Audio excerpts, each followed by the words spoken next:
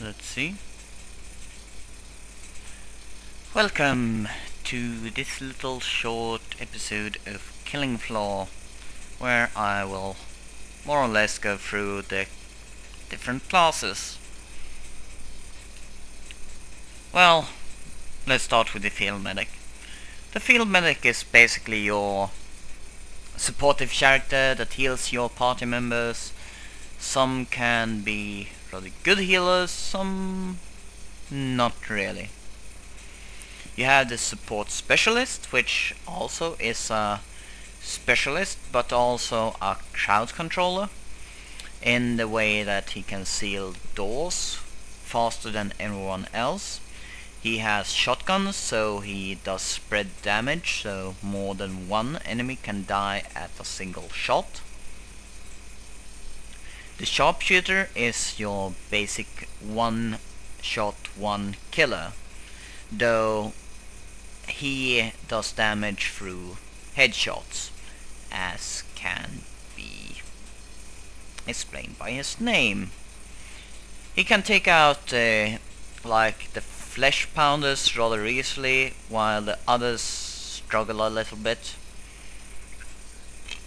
The commando is your all around, basically.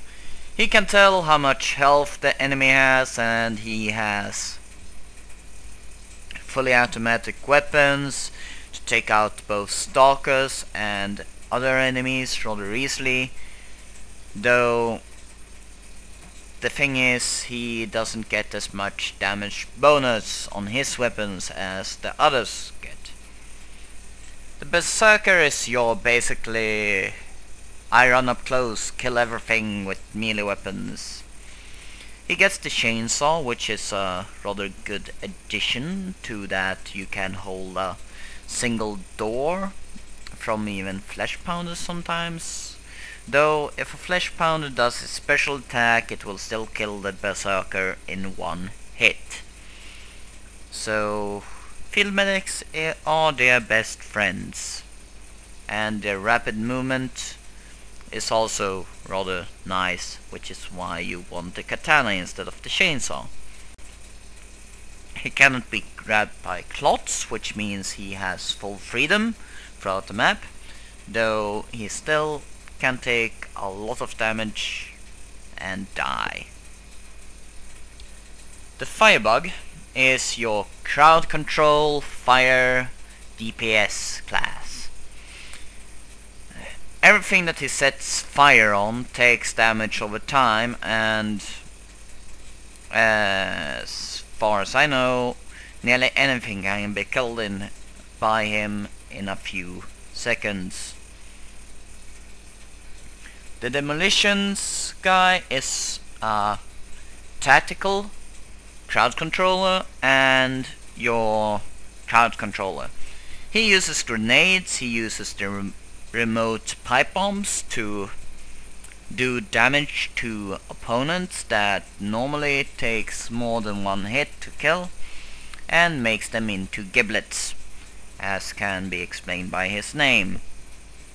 He also gets the perks to get discount on explosives, which is all the grenade launchers, the light armored vehicle, anti-thingy, the law basically, which is like a rocket launcher. I ain't an expert on weapons, so don't judge me by that. Well, basically, if you're in a coordinate group and you have a demolitions guy, you would rather want him to go and get the remote explosives. Though these can be pricey in a long run, though it can still help everyone else by taking out flesh pounders and others. If you are, for instance, encroached in a small area, which I can show like on the map that I am on,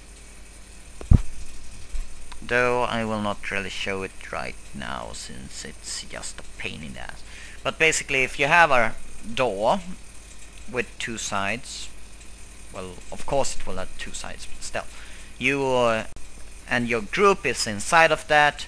You have the demolitions guy take down the remote explosives outside of the door, so the enemies that try to walk into it by either side explode. Simple. Really, it is simple.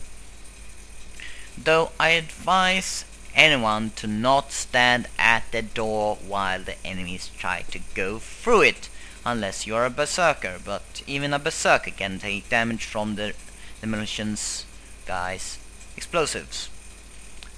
Though one thing that is good, friendly fire is not anything in this game, so the demolitions guy won't take damage if he is far away, though he will damage himself if he is too close, which is the negative part.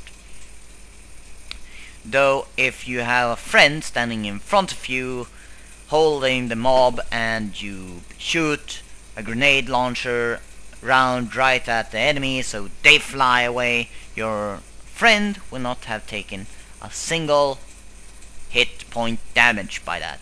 He will of course have taken damage from the enemies, but that's a different point. So having a field medic is a good thing to have in a team, since he will heal you. As you can see, I have a level 2 field medic, level 2 supporter specialist, level 3 sharpshooter, level 2 commando, level 2 berserker, level 3 firebug, and demolitions level 2. Now I don't like playing as the demolitions guy, since his weapons are rather pricey, just say it like that. And the least expensive of them all is the remote explosives, and if you're running on a solo map as I am doing here, you will not have any good perks with him unless you buy another weapon for him, which he will of course not do much damage with. The firebug is extremely good in solo maps. I have done 2 normal long rounds with the firebug and the sharpshooter, and won through them. This map, which is West London, and Mountain Pass. Mountain Pass is rather open, so the sharpshooter is rather good. You have a lot to run around on, and you can take them out one by one rather easily, without having to fear too many enemies would come up behind you. Though the possibility of enemies coming behind of you is always an option, so keep your eyes behind you as well as in front of you. So, and the firebug I completed West London with some explosives as help, and it was rather fun. And by god, it will take a long time to get it to level 3. Oh, level 4, I mean. Level 3 ain't that bad, since you only need to get 500k damage. To level 4 you need 1.5 million, then from level 4 to level 5 you need 3.5 million. And from level 5 to 6 I have no fucking clue. Well, that's it for me this time. Bye bye and have a nice day.